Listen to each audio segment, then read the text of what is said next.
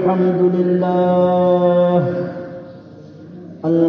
لله وكفى وسلام على عباده الذين اصطفى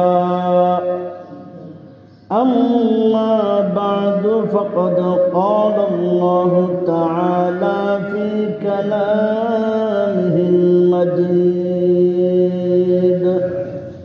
وفرقانه الحميد أعوذ بالله من الشيطان الرجيم بسم الله الرحمن الرحيم فاسألوا أهل الذكر إن كنتم لا تعلمون وقال رسول الله صلى الله عليه وسلم مفتاح الجنة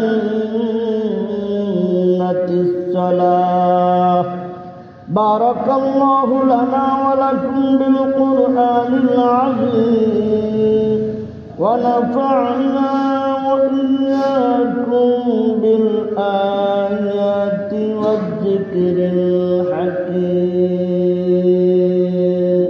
درود شريف بڑی سبائی اللهم صل على محمد وعلى آل محمد كما صليت على إبراهيم وعلى آل إبراهيم إنك حميد مجيد اللهم بارك على محمد وعلى آل محمد كما باركت على إبراهيم وعلى آل إبراهيم إنك حميد مجيد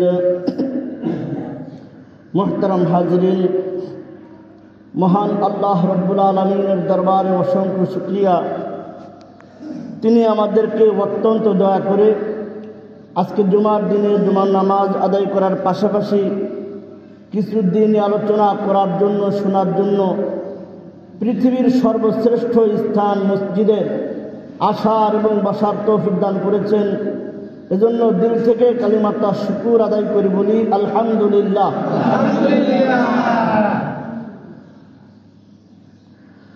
বন্ধ তালা খোলার জন্য আমরা সাধারণত চাবি ব্যবহার করে থাকি। চাবির মাধ্যমে বন্ধ তালা খোলা যায়, ভিতরকার জিনিস সম্পর্কে অবগত হওয়া যায়, এর পাশাপাশি তার দ্বারা উপকৃত হওয়া যায়। কথাটা বোঝার জন্য একটা উদাহরণ দিই তাহলে সহজেই বোঝা যাবে। মনে করুন বাহিরে খুঁটখুটে রাতের অন্ধকার, তার পাশাপাশি প্রচন্ড বাতাস এবং বৃষ্টি বর্ষণের দেশ, অথবা দিনের বেলা হইলে মনে করেন যে বাহিরে প্রচন্ড গরম, মসজিদের ভিতরে আলোর ব্যবস্থা আছে, বাতাসের ব্যবস্থা আছে, আর বৃষ্টির থেকে বাঁচার জন্য উপরে ছাদের ব্যবস্থা আছে। কিন্তু এই মসজিদের গেটের ভিতরে তালা দেওয়া, তাহলে এই মসজিদের ভিতরে যে লাইট আছে, লাইটের আলো ধারণ করা, ফ্যানের বাতাস উপভোগ করার জন্য আমাদের সর্বপ্রথম কিসের প্রয়োজন বলেন তো? চাবির প্রয়োজন। চাবির মাধ্যমে তালা খুলে ভিতরে আসার পর জানা যাবে যে এখানে লাইটের ব্যবস্থা আছে, আলোর ব্যবস্থা আছে, বাতাসের ব্যবস্থা আছে, অথবা বৃষ্টির থেকে বাঁচার জন্য কোনো ছাদ আছে। তাহলে আমাদের প্রয়োজন হল চাবি। তালার ভিন্নতার কারণে, খুব ভালো করে বুঝবেন, তালার ভিন্নতার কারণে চাবিও বিভিন্ন সময় বিভিন্ন রকমের হয়। নাকি সব তালার এক রকমের চাবি হয়? কি বলেন? এক এক তালার এক এক রকমের চাবি হয়। তালার ভিন্নতার কারণে চাবিও বিভিন্ন রকমের হয়। আজকে আমি আপনাদের সামনে যে আলোচ্য বিষয় প্রস্তুত করেছি সেটা হলো হরেক রকমের চাবি। আজকে আলোচনার বিষয়বস্তু কি? হরেক রকমের চাবি। সর্বপ্রথম যে চাবির কথা আপনাদের সামনে বলতে চাই, সর্বপ্রথম যে চাবির কথা বলবো সেটা হলো জান্নাতের চাবি। কিসের চাবি? জান্নাতের চাবি। জান্নাত মুমিনের জন্য চির শান্তির জায়গা, যেখানে মারামারি, কাটাকাটি, হানাহানি, হিংসা, বিদ্বেষ, গীবত, সেখানে কিচ্ছু নাই। সেখানে শুধু শান্তি আর শান্তি, শান্তি আর শান্তি। প্রত্যেকটা ইমানদারের দিনের তামান্না হলো ওই জান্নাতে প্রবেশ করা। কিন্তু জান্নাত তালাবদ্ধ, জান্নাতের গেটে তালা দেওয়া। এখন ওই চির শান্তির জান্নাতে ঢুকবো কিভাবে? জান্নাতের গেটে তো তালা দেওয়া। অবশ্যই আমাদের কিসের প্রয়োজন? চাবির প্রয়োজন। এই চাবি কোথার থেকে গুছাই নিয়ে যেতে হবে? দুনিয়ায়, নাকি আখিরাতের কোনো বাজারে পাওয়া যাবে? দুনিয়ার থেকে সেই চাবি গুছাই নিয়ে যেতে হবে। চাবি কোথায় পাওয়া যায়? হযরতে মুআয বিন জাবাল রাদিয়াল্লাহু তাআলা আনহু, রাসূল আকরাম সাল্লাল্লাহু আলাইহি ওয়াসাল্লামের একজন জালিলুল কদর সাহাবী, তিনি বলেন যে রাসূল আকরাম সাল্লাল্লাহু আলাইহি ওয়াসাল্লাম আমাকে বলেছেন জান্নাতের চাবি হলো লা ইলাহা ইল্লাল্লাহ। সবাই আমরা পারি তো? লা ইলাহা ইল্লাল্লাহ, এটা হলো জান্নাতের চাবি।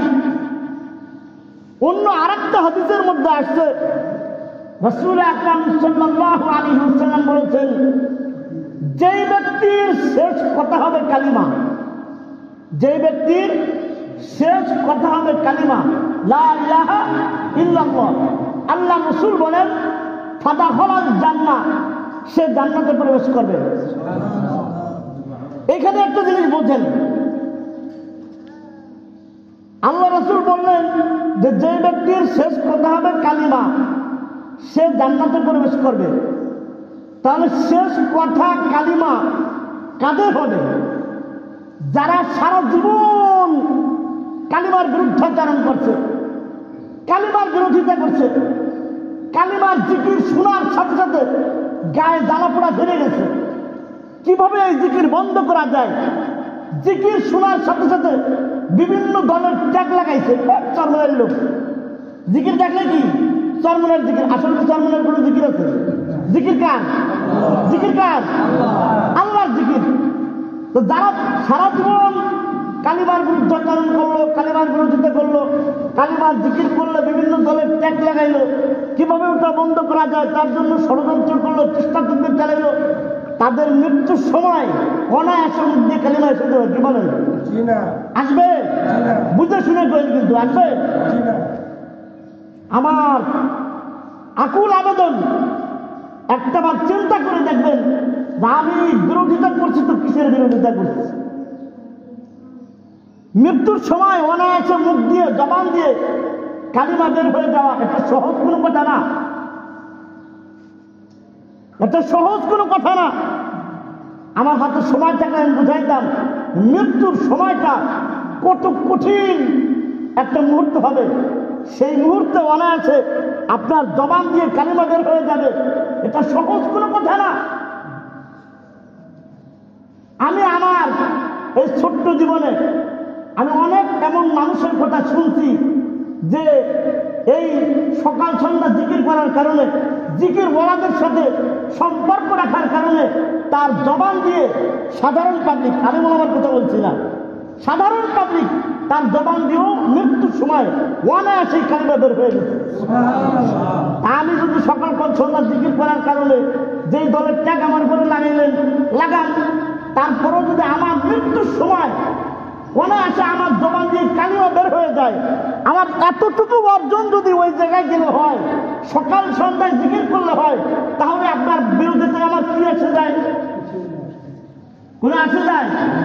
তাহলে 2-4 জন এরকম লোকের কারণে, এরকম লোকের কথার কারণে জিকির বন্ধ করা যাবে? জিকির বন্ধ করা যাবে না। তাহলে আসুন কালিমার কথা বলতেছিলাম। আল্লাহ রাসূল সাল্লাল্লাহু আলাইহি ওয়াসাল্লাম বললেন, যে ব্যক্তির শেষ কথা হবে কালিমা, ফাদাখালাল জান্নাহ, ওই ব্যক্তি জান্নাতে প্রবেশ করবে। এই কালিমা অন্তরে বিশ্বাস করা, মুখে স্বীকার করা আর কাজে কর্মের মাধ্যমে, কাজে কর্মে পরিণত করার নাম হচ্ছে ঈমান। কাজে কর্মে পালন করার নামটা হচ্ছে কি? ঈমান। তাহলে সর্বমোট আমরা এই কথা বলতে পারি, জান্নাতের চাবি হচ্ছে ঈমান। জান্নাতের চাবি কোনটা? ঈমান। ঈমানবিহীন কোন লোক কোনোদিনও জান্নাতে যাবে না। ঈমানবিহীন কোন লোক কোনোদিন কোথায় যাবে না? জান্নাতে যাবে না, যত ভালো কাজই করুক। অনেক কাফের মুশরিকরা আপনার আমার থেকে অনেক বেশি দান করে, যত দান করুক, যত ভালো কাজই করুক, তার প্রতিদান সে দুনিয়ায় পাবে, কিন্তু পরকালে সে জান্নাতে যাবে না। ঈমানবিহীন কোন লোক কোথায় যাবে না? জান্নাতে যাবে না। আর যার ভিতরে সামান্য পরিমাণে ঈমান আছে, শস্য দানার পরিমাণে ঈমান আছে, কথার কথা, সেও কোনো না কোনো একদিন আল্লাহর জান্নাতে প্রবেশ করবে। তাহলে জান্নাতে যাওয়ার চাবি কোনটা? আবার বলেন, ঈমান। ঈমান লাগবে। এইবার আপনাদের সামনে একটা প্রশ্ন উল্লেখ করি।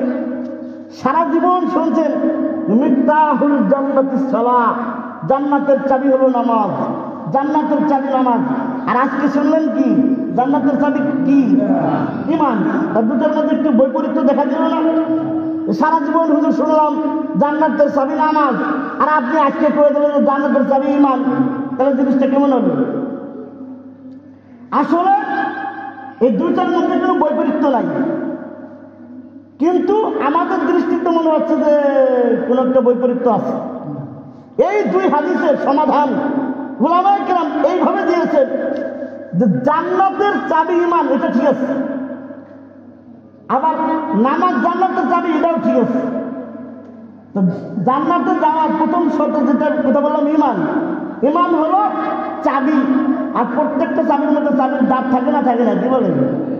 দাঁতবিহীন, দাঁত নাই, ওই চাবি দিয়ে সারাদিনও গুটাইলে চাবি তারা খুলবো? কি বলেন? নামাজ হলো ওই চাবির দাঁত। এবার সমাজে রইল ঈমান জান্নাতের চাবি, ওই চাবিতে কোনো দাঁত নাই। নামাজটা কি? ওই চাবির দাঁত। এবার সমাজে রয়েছে। তাহলে ঈমানও আনা লাগবে, আমার নামাজও আদায় করা লাগবে। এখন আছেন নামাজেরও একটা চাবি আছে। নামাজের একটা কি আছে? চাবি আছে। নামাজের চাবি হলো পবিত্রতা। নামাজের চাবি কি? পবিত্রতা। পবিত্রতাবিহীন নামাজ আল্লাহর কাছে গ্রহণযোগ্য না। পবিত্রতাবিহীন নামাজ আল্লাহর কাছে কখনো কি হবে না? কবুল হবে না, গ্রহণযোগ্য হবে না। এখন এই পবিত্রতা কখনো অর্জন করা যাবে গোসলের মাধ্যমে, কখনো অর্জন করা যাবে ওযুর মাধ্যমে, কখনো আবার এই পবিত্রতা হাসিল করা যায় তায়াম্মুমের মাধ্যমে। ক্ষেত্র বিশেষ, ক্ষেত্র বিশেষ, কখনো গোসল, কখনো ওযু, আবার কখনো কি তায়াম্মুম। একটা হাদিস আছে, আপনারা শুনছেন, প্রসিদ্ধ একটা হাদিস, আত-তুহুরু শাতরুল ঈমান। এই হাদিসের অর্থ আমরা এইভাবে করি, অনেকেই এইভাবে পরিষ্কার পরিচ্ছন্নতা ঈমানের অঙ্গ। পরিষ্কার পরিচ্ছন্নতা কিসের অঙ্গ? ঈমানের অঙ্গ। ভুল তর্জমা করছেন আপনি, আপনার তর্জমা সঠিক নয়। হাদিসে আছে আত-তুহুরু শাতরুল ঈমান, পবিত্রতা ঈমানের অর্ধেক বা অঙ্গ, যেটাই বলেন। পবিত্রতা আর পরিষ্কার পরিচ্ছন্নতার মধ্যে কিন্তু ভিন্নতা আছে। আমার সারা শরীর পরিষ্কার, কিন্তু আমি পবিত্র না। পবিত্রতা আর পরিচ্ছন্নতার মধ্যে কিন্তু পার্থক্য আছে। আমি পরিচ্ছন্ন কিন্তু পবিত্র না। আবার আমি পবিত্র কিন্তু পরিচ্ছন্ন না। আমার পোশাক আশাক সব পবিত্র আছে কিন্তু পরিচ্ছন্ন না। এখানে ধুলাবালি মাখানো, এখানে ধুলাবালি মাখানো। আমি পবিত্র কিন্তু পরিচ্ছন্ন না। তাহলে হাদিসের অর্থ কি? আত্মহুর শাত্রুল ইমানের অর্থ হলো পবিত্রতা ইমানের অঙ্গ। আপনি পবিত্র আছেন, আপনার গায়ে যতই ময়লা থাকুক না কেন, আপনি ইচ্ছা করলে ওই পোশাক নিয়ে আপনি নামাজ আদায় করতে পারবেন, কিন্তু আপনি পবিত্র না, কিন্তু আপনার শরীর পরিচ্ছন্ন, কিন্তু আপনার নামাজ হবে না। তো পরিচ্ছন্নতা আর পবিত্রতার মধ্যে পার্থক্য বুঝলেন তো? আচ্ছা আসেন, এই ব্যাপারে রাসূল আকরাম সাল্লাল্লাহু আলাইহি ওয়াসাল্লাম এক হাদিসের মধ্যে বলছেন এই কথাটাই, লা ইয়াকবালুল্লাহু সালাতান বিগাইরি তুহুরিন, পবিত্রতাবিহীন নামাজ আল্লাহ তাআলার কাছে আল্লাহ তাআলা কবুল করবেন না। অন্য হাদিসের মধ্যে রাসূল আকরাম সাল্লাল্লাহু আলাইহি ওয়াসাল্লাম বলছেন, মিফতাহুল জান্নাতিস সালাহ, জান্নাতের চাবি হলো নামাজ, আর নামাজের চাবি হলো ওযু। নামাজের চাবি কোনটা? ওযু। অতএব ওযুটাও যত সুন্দরভাবে হয়, ওযু না হইলে কি হবে না? নামাজ হবে না। আমরা অনেকে ওযু করি দায় থেকে মনে হয় যে শীতকাল সোয়েটার এত চিপা যে এরপরে আর উঠে না, কিন্তু আপনার দোয়া দরকার ছিল এই পর্যন্ত, কিন্তু আপনি কিন্তু ঠিক মতো ধন নাই, এই পর্যন্ত দোয়া আপনার ওযু অসম্পূর্ণ রয়ে গেল। আপনার মুখমণ্ডল ভালো করে ধোয়ার কথা, আপনি কোনো মতো খেলে এইটুকু বানিয়ে দিয়েছেন, আপনার ওযু হবে না। ওযু না হইলে কি হবে না? নামাজ হবে না। নামাজ না হইলে জান্নাতের চাবিও হইল না, সব বাদ হয়ে গেল। এখন আছেন, ওযুর কথা বললাম, নামাজের কথা বললাম, কালিমার কথা বললাম বা ইমানের কথা বললাম, এই সব কিছু জানার জন্য এলেম লাগবে। জানার জন্য কি লাগবে? এলেম লাগবে।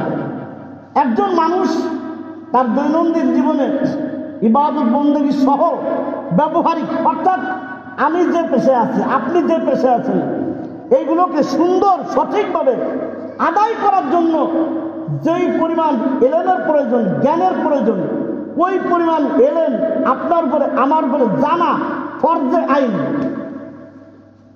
হ্যাঁ, জানার মাধ্যম বিভিন্ন আছে, মাদ্রাসাও শেখা যায়, মসজিদে হুজুরদের থেকে শেখা যায়, তাবলীগ জামাতে যায় শেখা যায়, হক্কানি উলামায়ে কিরামের কাছে গিয়ে শেখা যায়। কিন্তু আপনার ওই কাজটা সঠিকভাবে সুন্দরভাবে পালন করার জন্য যেই পরিমাণ এলেমের প্রয়োজন, ওই এলেম আপনার উপরে জানা ফরজে আইন। একটা হলো ফরজে আইন, আর একটা হলো ফরজে কিফায়া। ফরজে কিফায়া হলো, মনে করেন যে একজন মারা গেছে, যদি এলাকার 3-4 জনে মিলে জানাজা পড়ে দেন, সবার পক্ষ থেকে আদায় হয়ে গেল। আর কেউ যদি না পড়ে তাহলে সবাই কি হবে? গুনাহগার হবে। এটা হলো ফরজে কিফায়া। কিন্তু যেই পরিমাণ এলেমের কথা বলা হলো, এটা ফরজে আইন, এটা আপনার অর্জন করতেই হবে। রাসূল আকরাম সাল্লাল্লাহু আলাইহি ওয়াসাল্লাম বলছেন, তালাবুল ইলমি ফারিদাতুন আলা কুল্লি মুসলিম, প্রত্যেক মুসলমান নরনারীর উপরে এলেম অর্জন করা ফরজ। ওই পরিমাণ ফরজ। এখন আছেন, এই এলেম অর্জন করার, এই এলেম অর্জন করার চাবি, এই দিকেও চাবি লাগবে। এই এলেম অর্জন করার চাবি হলো সুন্দর জিজ্ঞাসা। চাবি কোনটা? সুন্দর জিজ্ঞাসা। আমি যে জিনিসটা না জানি সেটা অত্যন্ত আদবের সাথে জিজ্ঞাসা করে নেওয়া, জেনে নেওয়া। আল্লাহ তাআলা কোরআনে বলছেন, ফাসআলু আহলা যিকরি ইন কুনতুম লা তা'লামুন। ফাসআলু, তোমরা জিজ্ঞেস করো, আহলা যিকরি, জ্ঞানীদেরকে, ইন কুনতুম লা তা'লামুন, যদি তোমরা না জেনে থাকো। যদি তোমরা কি করে না থাকো? না জেনে থাকো। আমরা অনেক সময় না জানা সত্ত্বেও অনেক কিছুই আমাদের জানা নাই, জিজ্ঞেস করে না। বিভিন্ন কারণ আছে, 2টা কারণ উল্লেখযোগ্য। একটা কারণ হলো অনেকেই জানতে চায় না। এই শ্রেণীর লোকগুলো আমরা বেশি, আমরা জানতেছি না, মনে মনে ভাবি যে আমার সাথে বড় হাজার এই এলাকায় নাই, আমি জিজ্ঞেস করবো, তাহলে কি আমার মানুষ মধ্যে থাকবে নাকি কিছু? অহংকারের কারণে মানুষ জিজ্ঞেস করে না, এটাও অন্যায়, মারাত্মক বড় অন্যায়।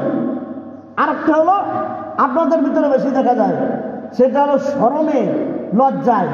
আমি 50-60 বছর, 70-80 বছরের বুড়া, আমি যে যদি হুজুরে কই যে হুজুর আমি তো ওযু কেমনে করতে হয়, দোয়ায় কোনো তাশাহুদ, দোয়ায় মাসুরা, কালিমা, নামাজ কিচ্ছু জানি না, আপনি আমার একটু শিখিয়ে দেন। এই জিজ্ঞেস করে না লজ্জায়, এই লজ্জাটাও ভালো না আর ওই অহংকারটাও ভালো না, দুইটাই ধ্বংসের কারণ, দুইটাই ধ্বংসের কারণ। ইমাম গাজালি রহমাতুল্লাহি আলাইহি বহুত বড় আলেম, বহুত বড় দার্শনিক ছিলেন। উনার ব্যাপারে বলা হয় যে রুসমে আজা রহ গই है, रूह बिलाली ना रही, फलसफा रह गई है, तलकीन गजाली ना रही। রুসমে আজা রহ গই है, এখনো দুনিয়ায় আজানের নিয়ম নীতি এগুলো এখনো বিদ্যমান। রুহে বিলালি না রহি, কিন্তু বিলাল রাদিয়াল্লাহু তাআলা আনহুর সেই রূহ এখন আর দুনিয়ায় নাই। আজান আপনি দেন, আমি দেই, আরো 10 জনে দেয়, কিন্তু বিলাল রাদিয়াল্লাহু তাআলা আজান হয় নাকি? কি বলেন?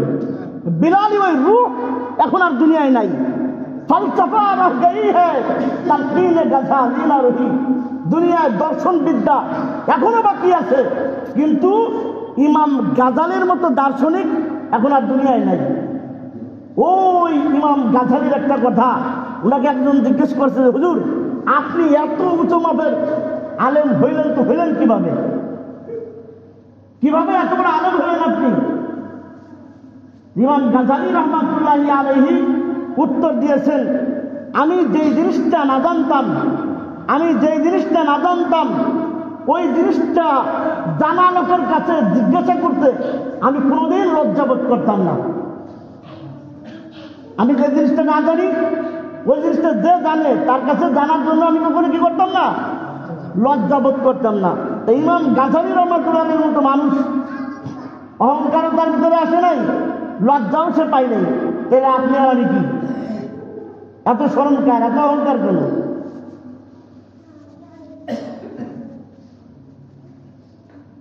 আমরা বলি যে কমরে এক পাও চলে গেছে, এখনো তাশাহুদ হই না, দোয়ায় মাসুরাত হই না, দোয়ায় কুনুত হই না। অনেক মানুষ জিজ্ঞাসা করা ভালো, হুজুর দোয়ায় কুনুত যদি কেউ না জানে তাহলে সে হুজুরে কি করবে? তা আমার কথা, আপনি দোয়ায় কুনুত জানেন না কেন? আপনাদের দুনিয়ার কত মোবাইল নম্বর মুখস্থ, কত প্লেয়ারের নাম মুখস্থ, নায়ক নায়িকের নাম মুখস্থ, এলাকার 5-10 জনের মোবাইল নম্বর একবারে করে দিতে পারেন, এতটা আপনার মুখস্থ থাকে, আর দোয়া কুনুতটা আপনার মাথার মধ্যে থাকে না। চেষ্টা করছেন কয়দিন? একটু বিবেক দিয়ে চিন্তা করবেন। ইমাম গাজালি রহমাতুল্লাহ আলাইহি উনি বললেন যে জানে তার কিছু জানতে আমি কখনো কি করতাম না? লজ্জাবোধ করতাম না। এই জন্য আমি সহকারে আমাদের যে জিনিসগুলো অজানা আছে, সেই জিনিসগুলো যারা জানে তাদের কাছে জানার জন্য কখনো অহংকার করা যাবে না, লজ্জাবোধ করা যাবে না। পারবো তো ইনশাআল্লাহ? আল্লাহ তাআলা আমাদেরকে তৌফিক দান করুন। বলতেছিলাম নানান রকমের চাবির কথা। আমরা আমাদের জীবনযাপন করতে গিয়ে অনেক সময় বিপদের সম্মুখীন হই না কি বলেন? এমন বিপদ যে আল্লাহ ছাড়া সাহায্য করার মতো আর কেউ নাই, এরকম মাঝে মাঝে বিপদ হয় না? কি বলেন? আল্লাহর কাছে পাওয়া ছাড়া আর কোনো রাস্তা নাই, কি করুন? আল্লাহ তাআলার কাছে ওই বিপদ থেকে সাহায্য চাওয়ার চাবি হলো 2টা। কয়টা চাবি? 2টা চাবি। একটা চাবির নাম হলো সবর, ধৈর্য ধারণ করা। 2 নম্বর চাবির নাম হলো নামাজ। যখন কোনো বিপদ আপদ আসবে, এক হলো ধৈর্য ধারণ করতে হবে, 2 নম্বরে আল্লাহ তাআলা কুদরতি কদমে সিজদা করে যেতে হবে। আল্লাহ তাআলা পবিত্র কোরআনে বলছেন, শিখাই দিচ্ছেন আমাদেরকে, ইয়া আইয়ুহাল্লাযীনা আমানু, হে ঈমানদারগণ, যদি কোনো সময় বিপদ আপদে পড়ো, ইস্তাঈনু, তোমরা সাহায্য প্রার্থনা করো, বিসসাবরি ওয়াসসালাহ, সবরের মাধ্যমে, নামাজের মাধ্যমে। এরপরে আল্লাহ তাআলা বলেন, ইন্নাল্লাহা মা'আস সাবিরিন, নিশ্চয় আল্লাহ তাআলা ধৈর্য ধারণকারীদের সাথেই থাকেন। আমরা বিপদ আসলে কি করি? অস্থির, হতাশ, নামাজের ধারে কাছেও নাই, নামাজের ধারে কাছেও নাই। আপনি বিপদে পড়ছেন, ধৈর্য ধারণ করেন। ভোর রাত্রে যখন সমস্ত মানুষ ঘুমে বিভোর হয়ে থাকে, ওই সময় উঠে 2-4 রাকাত নামাজ পড়েন। ওই সময় আপনার চোখ দিয়ে পানি ঠেললে আনা লাগবে না, এমনিই দেখবেন আপনার চোখ দিয়ে পানি আসতেছে। আল্লাহর কাছে মুখ দিয়েও পাওয়া লাগবে না, আল্লাহ এই বিপদে পড়ছে, এটাও বলা লাগবে না। আল্লাহ আপনার হৃদয়ের ভাষা বোঝে, আল্লাহ আপনার মনের ভাষা বুঝে আপনি চোখের পানি ছেড়ে দিয়ে আল্লাহর কাছে বলেন, আল্লাহ এমন বিপদে পড়ছি, তুমি ছাড়া এই বিপদ থেকে উদ্ধার করার মতো আমার আর কেউ নাই, তুমি আমাকে সাহায্য করো। 2-4 দিন করে দেখেন, ফলাফল যদি না পান তারপরে যায় বলে। এই জিনিসটা এমন একটা জিনিস পরীক্ষিত একদম। আল্লাহ তাআলা আমাদেরকে বোঝার আমল করার তৌফিক দান করুন। আরেকটা জিনিস বলে শেষ করব, আমাদের পার্থিব জীবনে সুন্দরভাবে জীবন যাপন করার একটা অন্যতম মাধ্যম হলো রিজিক। একটা মাধ্যম কি? রিজিক। এই রিজিকের জন্য আমরা কত কিছুই না করি, কি বলেন? বিদেশ চলে যাই, ছেলে মেয়ে আত্মীয় স্বজন সব রেখে বিদেশ চলে যাই, কেউ খেতে কাজ করতেছে, কেউ জীবনের আমরা বলি যে রুহ একদম ছোট জায়গায় এসে পড়ছে, জীবনটা রুহটা একদম হাতের তালায় রেখে কেউ গাড়ি চালাচ্ছে, নানান রকমের রিস্ক নিয়ে আমরা কাজবাজ করতেছি খালি এই রিজিকের জন্য। এই রিজিক, আসল রিজিকের মালিককে কি বলেন? আল্লাহ তাআলা। এই রিজিকের চাবি আছে। এই রিজিকের চাবি হলো আত্মীয়তার সম্পর্ক ঠিক রাখা। রিজিকের চাবি কোনটা? আত্মীয়তার সম্পর্ক ঠিক রাখা। রাসূল আকরাম সাল্লাল্লাহু আলাইহি ওয়াসাল্লাম এক হাদিসের মধ্যে বলছেন, যেই ব্যক্তি দীর্ঘায়ু চায়, অর্থাৎ লম্বা হায়াত চায়, আর যদি রিজিক চায়, দুটা জিনিস, দীর্ঘায়ু চায় মানে লম্বা হায়াত চায়, আর কি চায়? রিজিক চায়, সেজন্য আত্মীয়তার সম্পর্ক ঠিক রাখে। আত্মীয়তার সম্পর্ক যখন ঠিক রাখা হবে, আল্লাহর পক্ষ থেকে আপনার কাছে রিজিক আসবে। বিভিন্নভাবে দেখবেন যে আল্লাহ আপনাকে রিজিক দিতেছে। আপনি আপনার ভাইয়ের জন্য, বোনের জন্য, স্ত্রীর জন্য, ছেলেমেয়ের জন্য খরচ করবেন, আপনি খরচ করবেন, দেখবেন যে অটোমেটিক আল্লাহ আপনার কাছে এনে দিতে আসবে। অনেকগুলো চাবির কথা আপনাদের সামনে আজকে আমি আলোচনা করলাম। আল্লাহ তাআলা এই জিনিসগুলো আমাদেরকে মনে রাখার এবং আমলে পরিণত করার তৌফিক দান করুন। সকলে বলে আমিন। ওয়া আখিরু দাওয়ানা আলহামদুলিল্লাহি রাব্বিল আলামিন। তারা সুন্নাত পড়েন নাই? পড়েন।